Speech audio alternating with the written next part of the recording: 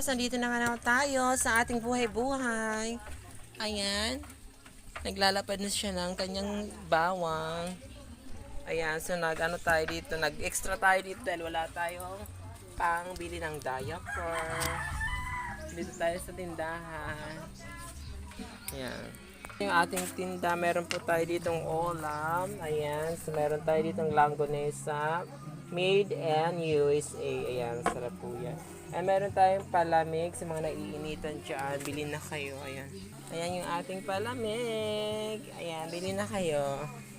Nandito tayo sa ating... Ayan, ang cute ng kanilang kalan. Grabe, oh. Parang kaldero lang siya. Ayan, ating tindera. Nagluluto na kami ng aming sauce, ng aming kikiam. Kabay sa isang panahon.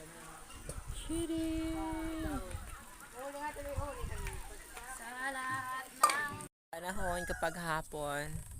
So, hindi na siya mainit. Ayan, so... Aray!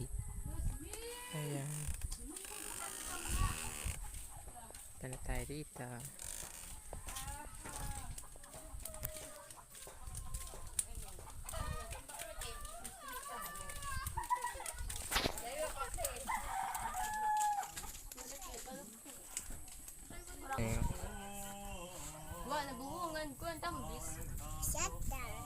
Ang pinakamasarap ng Northern Summer.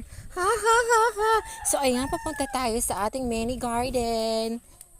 Charin! Ayan, so bisitahin natin yung ating mga pananim.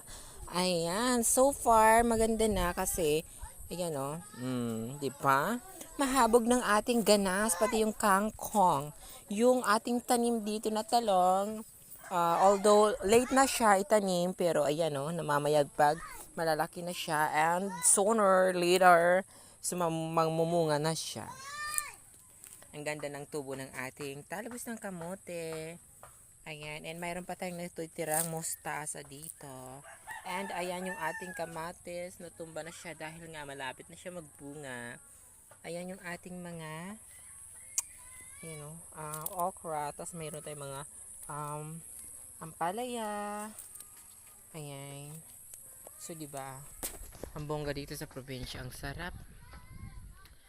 Ayan. So, super ganda ng hangin. And copy-copy lang pag may time. Dati, ang daming bunga nitong bayabas. Ngayon, wala na siyang bunga. Ay, meron siyang bunga isa. Ayun sa taas, oh. Ayan. Yan yung aming bahay na sira-sira.